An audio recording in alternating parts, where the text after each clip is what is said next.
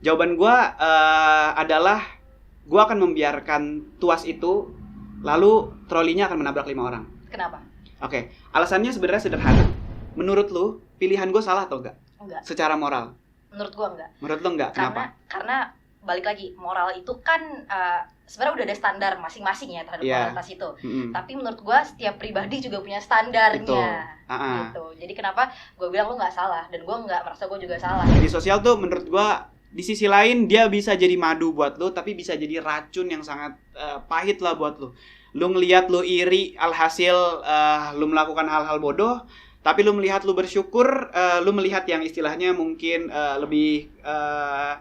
lu lebih baik dari apa yang lu lihat di media sosial. Lu bersyukur ya paling enggak di situ jadi obat buat lu.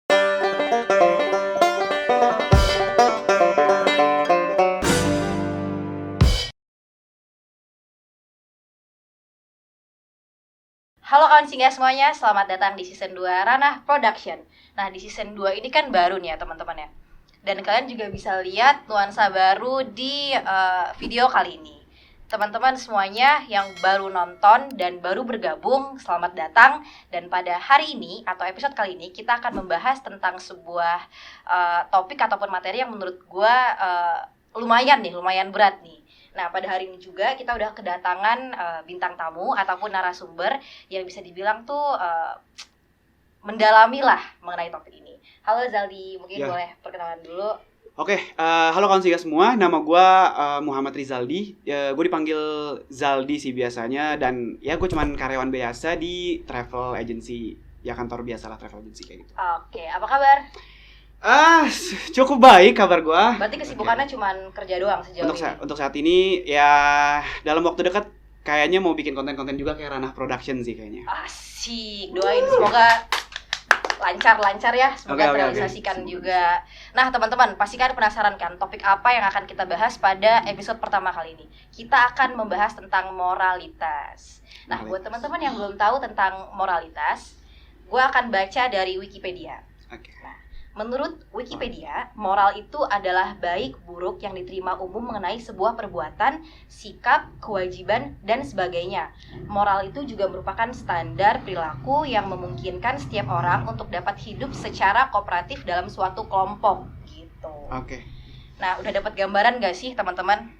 Nah, untuk permulaan atau mungkin bisa dibilang bridging biar topik ini bisa kita kerucutin, Tan. Nah, gue pengen nanya sebuah kasus nih, Zal. Jadi, mungkin lo tahu juga tentang begal yang sering terjadi di Indonesia ini. Oh ya, itu lagi hangat banget ya. Okay. Jadi buat teman-teman yang belum tahu kasus-kasus begal kayak gini kan, semisalkan kita bilang gue dibegal dan gue pengen revenge atau nyari ini siapa sih pembegal gue gitu. Malah seakan-akan gue yang dituding dan gue yang bersalah gitu. Iya. Bener gak sih? Relate gak sih? Iya, gue tahu. Jadi maksud lu adalah pada saat kita mau survive dari begal itu malahan dijadikan tersangka sama oknum atau instansi dari pemerintahan seperti itu. Karena mungkin kayak pembawaan si orang ini itu yang seakan-akan melakukan kekerasan. Jadi walaupun kita yang diserang duluan, tapi jadi kalau kita nyerang balik tuh seakan-akan jadi kita yang salah. Betul. Padahal kalau dari segi moralitas begal tersebut lah yang salah. Iya. Menurut lo gimana? Sebenarnya kalau misalnya ngomongin balik lagi soal begal, self defense kan sebenarnya. Untuk self defense sendiri kita tuh sebenarnya diperbolehkan untuk self defense yang gua tahu dari setiap norma apapun. Either kita mau ngomongin agama dan lain-lain, pokoknya norma apapun itu membolehkan kita untuk self defense. Iya, betul. Tapi yang jadi problema di Indonesia saat ini ya adalah sebenarnya ini oknum instansi itu pengen tahu sih sebenarnya. Gue cuma mau bilang bahwa kenapa bisa dijadiin tersangka, tapi hanya dijadikan tersangka, nggak langsung dijadikan sebagai narapidana. Mungkin sebenarnya oknum instansi pemerintahan sebenarnya pengen tahu kenapa kok usaha dari survive itu sendiri malah bisa berbalik berdampak dan juga dampaknya besar malahan lebih ke begalnya. Misalnya contoh kita ambil kisah yang pasti teman-teman kawan singgah juga tahu, sempat ada kasus di suatu daerah di mana bapak-bapak ini diserang oleh 2-3 orang. Ini harta bendanya mau diambil, motornya mau diambil dan beberapa barang-barang yang dia bawa mau diambil, tapi bapak-bapak ini bisa silat Oke. Ya, bisa seni bela diri. Karena dia bisa silat, akhirnya ini begal hancur. Yang gua tahu satunya meninggal, satunya babak belur sampai hampir mati yang gua tahu. Nah, tapi di sini sebenarnya kita bisa tahu nih dari runtutan kisahnya aja sebenarnya harusnya begal ini yang disalahkan. Harusnya. Iya. Tapi entah kenapa orang yang melakukan self defense ini, yang mempertahankan dirinya sendiri, justru dia ditangkap. Dia ditangkap, dijadikan tersangka. Tapi cuma sampai sana aja. Oke, kasusnya cuma sampai sana. Betul. Alhasil diselesaikan secara kekeluargaan bersama instansi dan dia dilepaskan. Mungkin gitu. Maksud dari gue tuh kayak menurut gue ya, kan kita self defense, makanya ada sebutan yang kayak jangan main hakim sendiri. Itu dia, ya. betul. Tapi ya kita bilang lagi, orang nggak mungkin ngebegal keadaan rame gitu kan. Betul. Pasti langsung dicari. Pasti kan begal itu kita bilang ya subuh, pagi, segala macam. Ya, nggak ada orang, nggak ada keramaian. Ya mau nggak mau kita melindungi diri kita sendiri gitu. Nggak mungkin kayak tolong dong. Ya gue udah dibacok mati gitu lah kasarnya gitu ya. Jadi menurut gue sebenarnya ada timpang tindihnya gitu loh. Iya, jadi perspektifnya nih sebenarnya gini. Kalau kita kita analogikan kita sebagai para begal gitu ya. Kita sebagai para begal, pasti sebagai begal juga kita harus tahu kondisi. Benar. Terus kita juga pengen orang yang istilahnya pasti ini orang bakalan lewat jalur sepi, di mana kita bisa sergap dia. Dan dari perspektif itu aja sebenarnya itu bisa dibilang adalah ya perampokan atau enggak pembunuhan berencana dong. Iya, benar. Iya kan? Karena sudah direncanakan. Iya, sedangkan kita nih sebagai korbannya misalnya, sebagai korban begal, mungkin kawan-kawan singgah juga pernah ngerasain hal tersebut ya, entah di begal atau apapun. Ini sangat membingungkan adalah di mana pada saat kita mau self defense, kita malahan dianggap main hakim sendiri. Sedangkan gue pernah dengar statementnya dari instansi tersebut adalah pertama jangan main hakim sendiri, yang kedua kalau ada begal lari aja. Iya, benar. Itu kan. Benar. Sedangkan kita percaya deh, kalaupun kita lari sambil menyelamatkan harta benda kita, ya pasti dikejar sama begalnya dong. Iya, benar. Iya kan? Pada saat dikejar sama begalnya, ya kita mau lari sampai kapan? Istilahnya kayak gitu. Mencari keramaian segala macam itu nggak pasti. Apalagi ini posisinya entah motornya udah dijatuhin atau gimana. Udah nggak ada kesempatan kabur. Alhasil salah satunya cara adalah ya melawan. Mempertahankan harta benda sekaligus melawan supaya nggak disakiti. Iya. Nah itu di situ aja kita udah bisa kita lihat bahwa ini benang merahnya udah jelas nih, self defense gitu. Nah polisi pengen tahu itu runtutan ceritanya, tapi yang menurut gua janggal adalah sebenarnya harusnya sih ya jangan dijadiin tersangka lah. Iya, paling nggak jadiin saksi hidup, ya kan? Karena kan dia juga korban. Iya, karena korban tapi kok jadi diputar balikan gitu. Itu dia. Itu jadi perspektifnya yang kurang enak. Iya, itu. Kayak kurang bisa dipahami gitu maksud gue. Yang seharusnya begini kok jadi diginiin gitu. Karena mungkin pun si begal tersebut tadi kalau sesuai kasus yang lu bilang kayak udah ada yang meninggal, ada yang udah babak belur, mungkin bisa dibilang udah nggak bisa berbicara atau ngasih statementnya dia gitu kan. Tapi tetap aja si orang itu sebenarnya udah salah dari awal gitu. Itu benar. Jadi ya gue cuma mau topik kita kan di moralitas. Menurut kita ya kita sebagai taruhlah kita cuma penonton yang mengetahui berita tersebut, gimana permasalahan dari moral itu sendiri. Sedangkan kan kita mau coba bahas moralnya nih, moral secara keseluruhan. Tadi yang lu sebutin di Wikipedia sebenarnya relate juga sama apa yang gue pikirin. Moral sih secara garis besar sebenarnya intinya adalah apa yang kita perbuat dan dampaknya terhadap umum. Iya, benar. Kayak gitu. Ya, benar. Nah, gue mau masuk ke bisa dibilang ini sebuah kasus mungkin ya. Oke. Dan gue butuh tanggapan dari lo atau perspektif dari lo. Lo bakal milih jalan yang mana. Gitu. Nah, ada sebutannya buat kawan-kawan singgah semuanya. Sebutannya itu trolley problem. Trolley problem. Oke. Trolley problem ini dari seorang filsuf yang berasal dari Oxford. Namanya itu Philippa Foot. Nah, jadi sebuah troli ini kita asumsikan gini, ada sebuah troli yang sedang meluncur cepat di sebuah rel atau jalur, dan di ujung jalannya itu ada kita bilang 5 orang. Nah, kalau misalkan meluncur cepat otomatis nabrak dong, mati dong, gitu orang-orang tersebut gitu. Tapi ada opsi yang dimana kalau tuasnya dia belokin, dia itu bisa nabrak cuman 1 orang. Udah kelihatan nih kan, dampaknya kayak 5 orang yang kena atau 1 orang. Oke. Nah, yang mau gue tanyain sama lu itu, kalau misalkan lu bakal biarin aja tetap si 5 orangnya ini yang kena, atau lu bakal belokin tuas dan mengenai 1 orang ini? Karena kan kalau kita bilang dua-duanya kena dampak dong. 5 orang itu, 1 orang itu kena juga. Nggak ada yang selamat lah kita bilang. Lu bakal milih jalan yang kayak gimana? Gue punya satu jawaban, gue punya perspektif di luar jawaban, dan gue punya cara sebenarnya untuk mengatasi ini supaya di luar itu kita nggak dianggap seperti melakukan kebenaran. Iya, benar. Jawaban gue adalah gue akan membiarkan tuas itu, lalu trolinya akan menabrak 5 orang. Kenapa? Alasannya sebenarnya sederhana. Menurut gua, dampak dari troli menabrak 5 orang sama dampak menabrak 1 orang, sebenarnya kita bisa tahu beban di sana lebih banyak, beban di 1 orang lebih sedikit. Kalau di 1 orang sebenarnya bisa lebih chance untuk mati lebih besar. Iya, benar banget. Tapi kalau yang 5 sebenarnya kita put on the condition ya, istilahnya.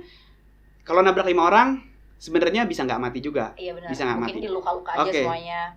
Terus taruhlah kita ambil kondisi bahwa troli ini benar-benar berbahaya sampai sebenarnya 5 orang pun mati. Dan kalau gue sebenarnya nggak menggerakkan tuas itu sebenarnya nggak kena, di sisi lain nggak kena dampaknya di mental gue. Secara gamblang ya, nggak kena dampaknya di mental gue. Kenapa gue bilang kayak gitu? Kita nggak ngelakuin sesuatu, kita cuman let's say kita nggak usah tahu mengenai apapun yang terjadi, kita cabut aja. Tapi kalau kita menggerakkan, lalu troli itu belok dan menabrak 1 orang, seakan-akan kita pembunuhnya. Secara mentality gitu ya, secara pemikiran dalam mental kita, kalau kita gerakin tuasnya, ini mati. Tapi kalau kita nggak gerakin tuasnya, ya mereka ketabrak troli aja berlima. Iya, benar. Kalau jawaban gue yang sederhana, menurut gue seperti itu. Menurut gue. Jadi kayak maksudnya lu lebih memilih buat nabrak 5 orang ini, tapi lu nggak berbuat apa-apa. Betul. Daripada lu ngegerakin tuasnya seakan-akan itu sudah direncanakan. Gitu. Lu lebih milih, yaudah yang 1 aja gitu. Gue masuk. Nah, gimana ya? Ada sedikit perbedaan karena mungkin ceritanya itu sebenarnya bisa kita bilang agak gambling gitu ya. Karena lu harus memilih yang keduanya sebenarnya ada dampaknya buat masing-masing orang. Tapi ada satu lagi nih kasus. Nah, jadi gue bacain ya teman-teman semuanya. Ada lelaki gemuk dan hanya ada 1 lintasan rel.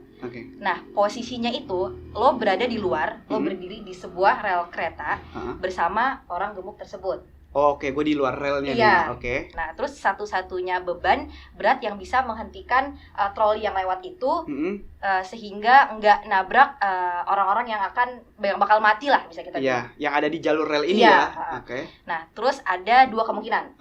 Yang pertama itu lu nggak mendorong orang itu sehingga trolinya itu melaju dan gimana ya, maksud gue kayak yang pertama itu lo nggak mendorong orang tersebut yang gemuk itu sehingga trolinya tetap melaju tapi menabrak si 5 orang di rel kereta itu. Yang kedua, mendorong orang gemuk tersebut sampai memberhentikan si trolinya. I see, gue nangkep. Di antara ini bakalan gue jawab whole kasus ya nanti. Dari kasus pertama sampai kasus kedua. Tapi untuk kasus kedua sendiri, jujur nih ya istilahnya, kalau misalnya gue berdiri bersama orang gemuk itu, gue bakalan balik lagi sama pakai ini gini ya. Ini kan dampaknya langsung nih.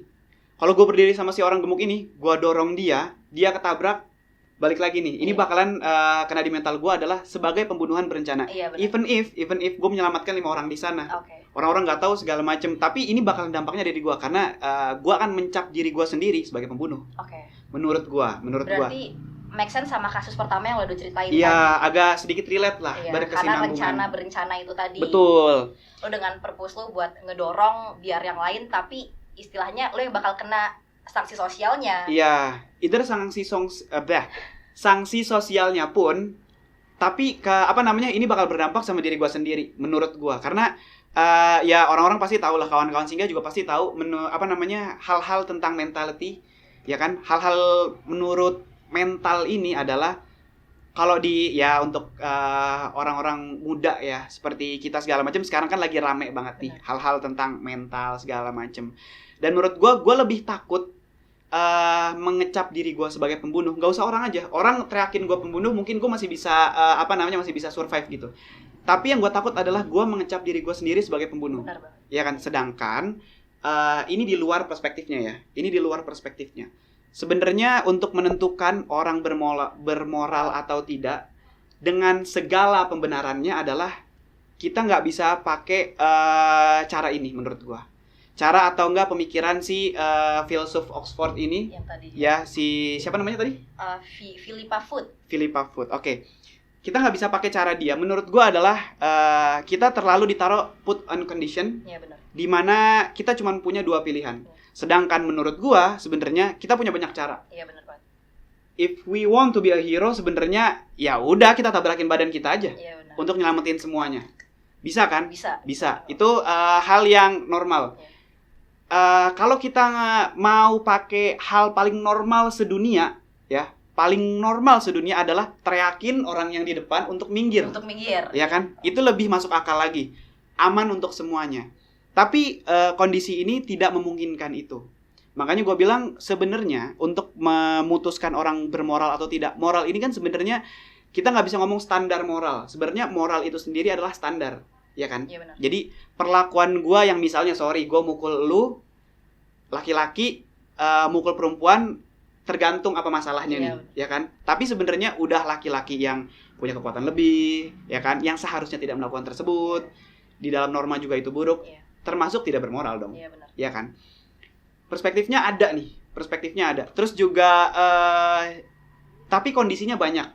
Entah lu mukul gua duluan atau enggak lu udah memukul gua bertahun-tahun di mana gua cuma mau bales aja sekali, masa gua langsung dibilang enggak bermoral? Iya benar. Itu enggak adil dong di society dong, ya kan? Nah, makanya gua bilang di luar perspektif ini,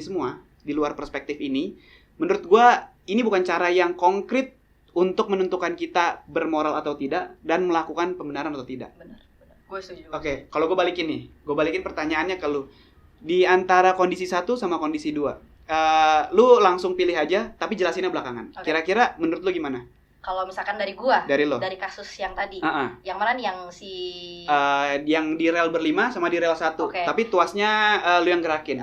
Kalau dari gua sebenarnya gua bakal milih yang si 1.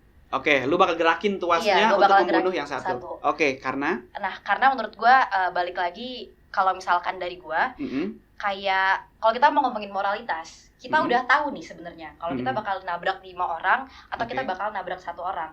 Dan gua berbuat hal tersebut ya mungkin agar dampaknya nggak terlalu banyak di 5 orang ini, tapi impactnya kecil. Nah, jadi gua gerakin tuasnya buat nabrak si 1 sehingga minim accident atau minim korban. Itu alasan dari gue. Kalau yang kedua nih, di mana lu bener-bener berdampingan sama si gemuk ini ya. Mohon maaf ya teman-teman. Sama si gemuk ini lu berdampingan, dan di mana si gemuk ini bener-bener punya bobot untuk memberhentikan troli tersebut, tapi ada chance dia mati. Lu bakalan dorong si gemuk ini atau lu bakal biarin trolinya jalan sampai menabrak si orang di ujung jalan? Kalau gua bakal nabrak si orang di ujung jalan. Karena kembali lagi, karena gua sedang berada di tempat yang sama si gemuk. Kenapa harus, gue mikir gini, kalau misalkan kita misalkan gue sama lu lagi ngelakuin hal yang bareng-bareng gitu, terus kenapa gue harus berpikir sendiri, kenapa harus beranalogi sendiri, kenapa gue harus mikir, kenapa nggak si gemuk itu gue dorong aja gitu. Sementara si gemuk pasti juga punya, si gemuk ya biasanya, dia juga kenapa pasti punya pemikiran atau mindset tersendiri kan. Gimana caranya buat memberhentikan kereta ini, atau mungkin yaudah mendingan begini-gini aja gitu. Jadi kita bersinggungan di kasus pertama ya. Sekarang pertanyaan nih, sorry nih gue jadi nanya-nanya host nih, gue juga agak sedikit penasaran. Menurut lu pilihan gue salah atau enggak? Enggak. Secara moral? Menurut gue enggak. Menurut lu enggak? Kenapa? Karena balik lagi, moral itu kan sebenarnya udah ada standar masing-masing ya terhadap moralitas itu. Tapi menurut gue setiap pribadi juga punya standarnya. Gitu. Jadi kenapa gue bilang lu nggak salah dan gue nggak merasa gue juga salah. Gitu. Jadi makanya gue bilang ini, di antara dua ini kita analogikan nih ya. Kita buat analogi baru. Semisal ada supir bus, di depan ada lampu merah, remnya blong. Tapi posisinya bus ini ada di atas jembatan. Kalau dia banting setir, dia akan melukai semua orang-orang yang dia bawa, ya kan? Mati atau enggak, yang pasti akan jatuh ke jembatan. Dan di depan ada banyak mobil, yang mana kalau kita tabrak dari belakang ada chance juga untuk mereka mati. Gua punya pilihan dulu. Gua akan pilih untuk nabrak yang depan. Tapi gue juga bisa pilih untuk banting setir ke samping. Sebenarnya ini tinggal sense si drivernya. Pertama, panik. Iya. Yang kedua adalah gini, di saat hal-hal genting, boleh nggak sih sebenarnya kita mikirin diri sendiri? Boleh. Ya kan? Gua, iya. Ya kan? Karena itu kayak emang udah apa ya? Darurat. Iya, dan Total. emang udah hukum alam gitu nggak sih? Iya, Kita pasti darurat bakal total. mikirin diri sendiri gitu. Betul.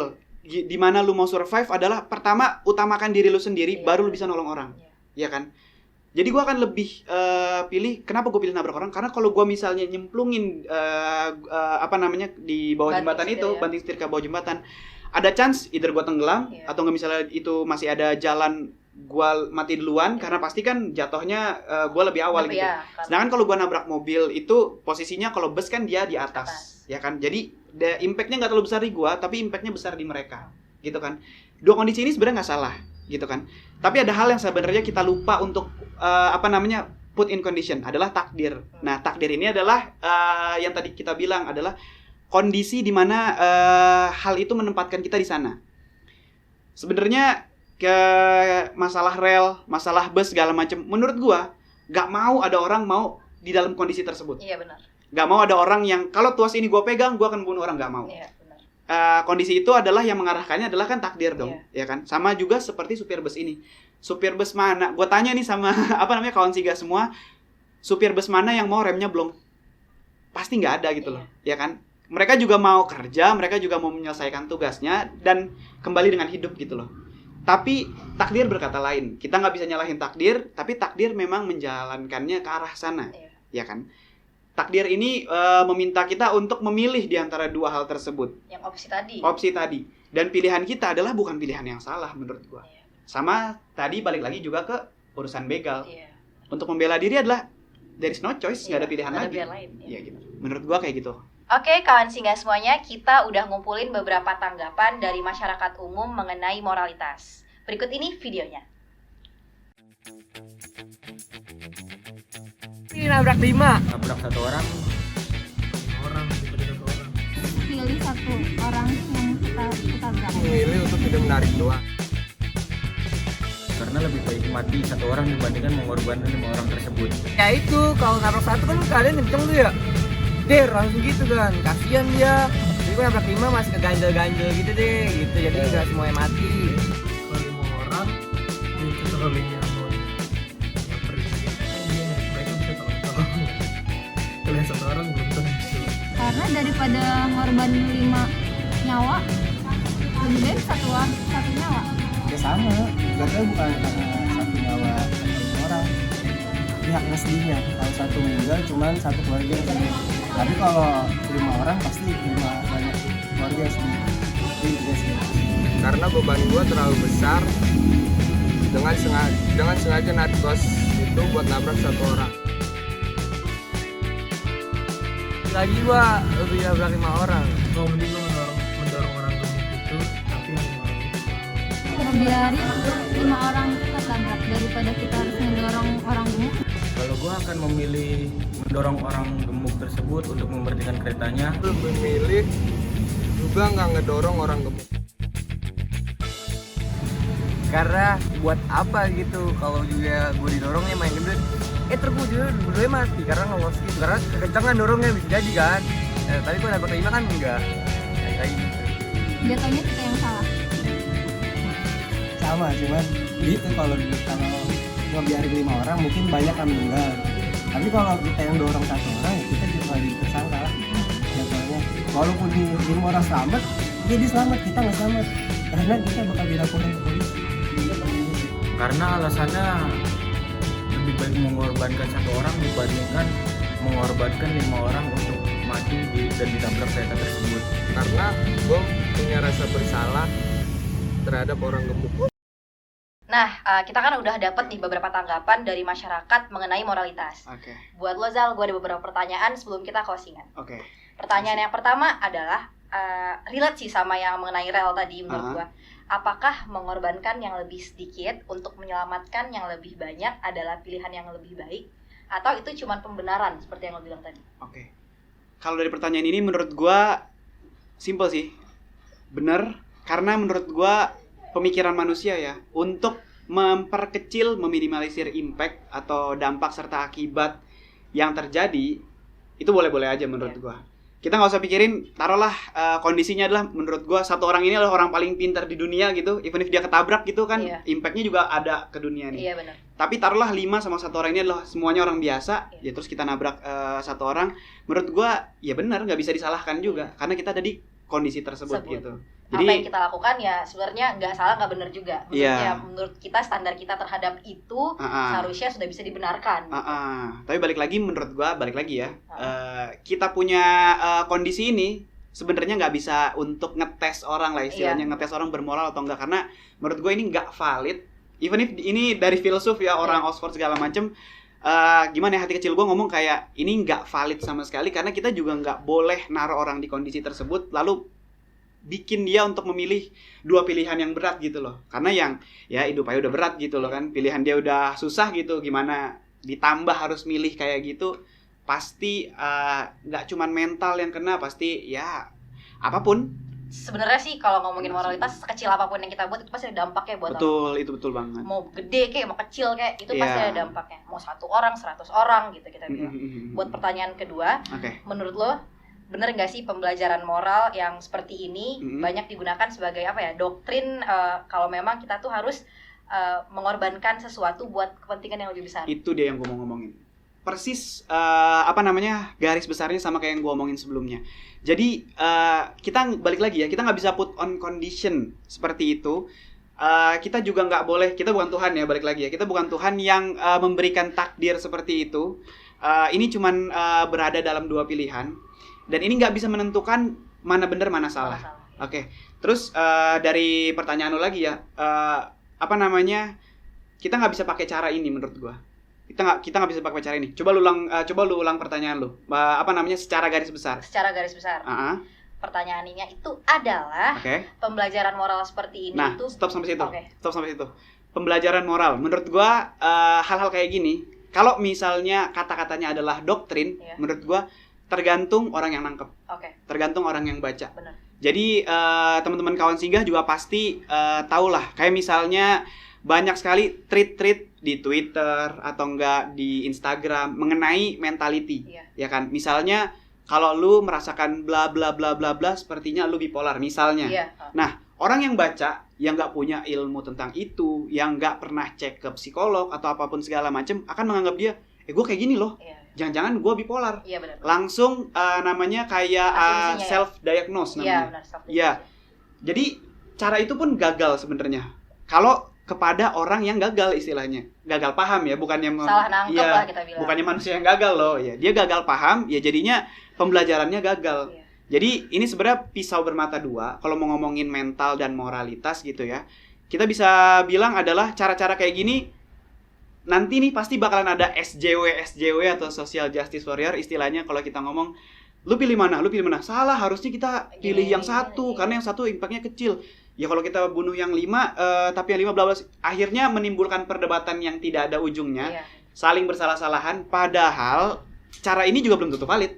Istilahnya kayak gitu. Jadi setelah kita ngomongin moral sama mental, menurut gua ini relate banget sama hal-hal yang sering kita lihat di society. Terlebih adalah media sosial. Media sosial tuh menurut gua di sisi lain dia bisa jadi madu buat lo, tapi bisa jadi racun yang sangat pahit lah buat lo. Lu ngelihat lu iri, alhasil lu melakukan hal-hal bodoh, tapi lu melihat lu bersyukur, lu melihat yang istilahnya mungkin lu lebih baik dari apa yang lu lihat di media sosial. Lu bersyukur ya, paling enggak di situ jadi obat buat lu, jadi madu buat lu, jadi nenangin diri lu. Nah, berarti itu bisa dibilang menurut lo yang nggak ada teori pasti terhadap moralitas atau mentality ini gitu ya. Tergantung si orang ini nangkepnya seperti apa. Apakah dia nangkepnya salah atau dia memang pengetahuannya itu memang luas juga. Jadi dia bisa saring apa yang harus disaring buat dia. Jadi moralitas atau standar yang kita omongin ini cara tersebut nggak bisa untuk nentuin itu. Cuman itu sih poin gua, menurut gua ya kayak gitu. Oke, kalau buat kesimpulan sebelum kita closingan. Kira-kira apa nih buat kawan singgah, atau mungkin saran, atau mungkin dulu ada quotes sekali? Enggak quotes sih. Kesimpulan pendek dari gua cuman buat kawan-kawan Singgah semua yang nonton video ini. Jadi cara-cara dari orang-orang ternama gitu, dari orang-orang yang istilahnya bisa kita percaya segala macam, itu nggak bisa langsung diterima mentah-mentah. Benar. Ya kan? Terus juga problemanya adalah hal-hal kayak gini juga harus bisa dibilang apa ya, dikonsultasikan sama orang yang benar menurut gua. Karena once lu mau bawa topik besar tapi ngobrol sama orang yang salah, ujung-ujungnya pembicaraannya nggak bakal sampai ke cara yang benar gitu loh. Makanya gue juga di awal juga bilang sebenarnya gue ragu untuk ngobrolin topik ini karena menurut gue masih belum cukup bermoral lah istilahnya. Masih ada hal-hal yang mungkin gue immoral atau amoral ya, orang yang tidak bermoral gitu.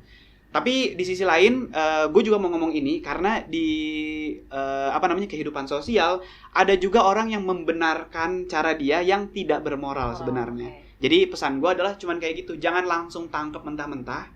Yang kedua juga jangan sampai lu membenarkan hal yang sebenarnya secara moral ya. Kalau secara moral jelas ya kayak ngerampok, lu pakai pembenaran dengan cara ya gue ngerampok buat keluarga. Yang ngerampok salah dan keluarga lu akan makan hal yang dari uang yang salah gitu loh. Ya itu kalau akarnya udah salah ya gimana gitu loh. Kalau put in condition kayak yang tadi gue bilang, di antara kondisi dua ini ya kita nggak bisa ngomong salah atau benarnya. Karena balik lagi dampaknya juga nggak cuma orang yang terima, kita juga terima gitu loh. Benar. Setuju. Itu kesimpulan gua. Oke. Kawan Singgah semuanya, kayaknya gue sama Zaldi pengen juga dengar cerita-cerita kalian mungkin. Mungkin dari kalian ada yang pengen cerita, boleh chat di kolom komentar, mungkin bisa ntar kita diskusiin lagi nih terkait moralitas. Oke, thank you kawan Singgah semuanya yang udah nonton video ini. Semoga kalian dapat insight baru, dan kalau gua atau Zaldi ada salah-salah ngomong, semoga kalian bisa filter dan saring apa yang dapat kalian terima gitu. Oke kawan-kawan Singgah semuanya, jangan lupa like, comment, and subscribe Ranah Production, dan jangan lupa nyalain tombol notifikasinya. Bye.